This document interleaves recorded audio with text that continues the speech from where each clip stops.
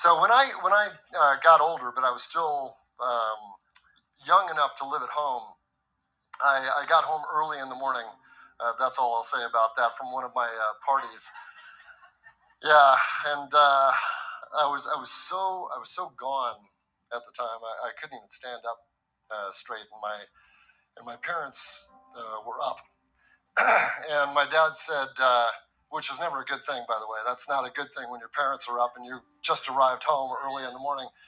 And my dad said, we've been worried about where you were, and I shot back with some cocky attitude that said, "Hey, don't worry about it."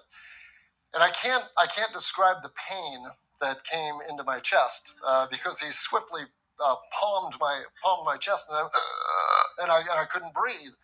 And my dad didn't raise his hands to me, but during that time he did. And I looked over at my mother to get some sympathy, and she went like this, and like, "You deserve that one." And I thought, well, I can't even get any sympathy from my mother. I mean, what is that all about? I really learned some life lessons that day, but I still struggled, with self control.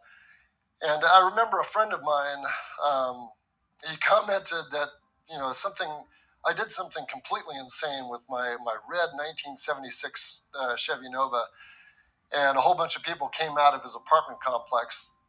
They said, "Do you recognize that guy?" And he said no.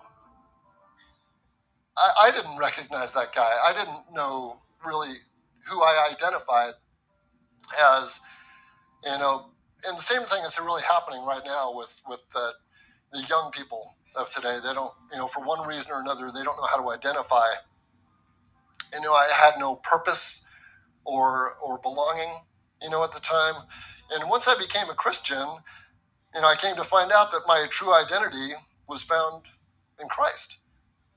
And God made us to identify with Him, not the world. My purpose is to affect change in others so that they can do great things. My identity crisis is over. Now I have an identity.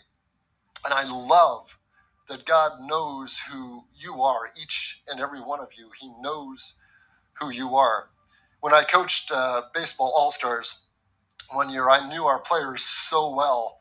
And because most of the players were actually on my team that went to all-stars. And during one of the playoff games, the star pitcher, the other opposing team figured him out. And I remember walking up to the mound to take him out and replace him. And the star pitcher said, "Are you sure?"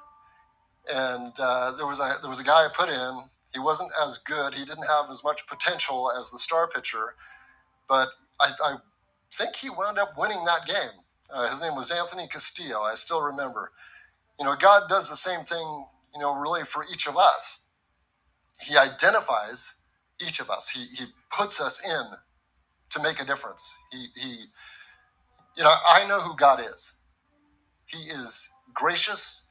He's a gracious and a forgiving, God. He knows who you are. He knows who you are more than you know who you are.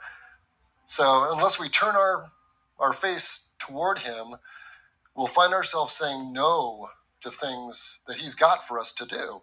We have an enemy out there, so don't be fooled. According to John 10:10, he comes to steal, kill, and destroy. While he indoctrinates people to believe that He doesn't even exist. So, and I wonder how many of us have been answering to these labels that have been placed on us. Kierkegaard said, "If you label me, you negate me." And what we need is to remember who God is. He gives us our purpose and our identity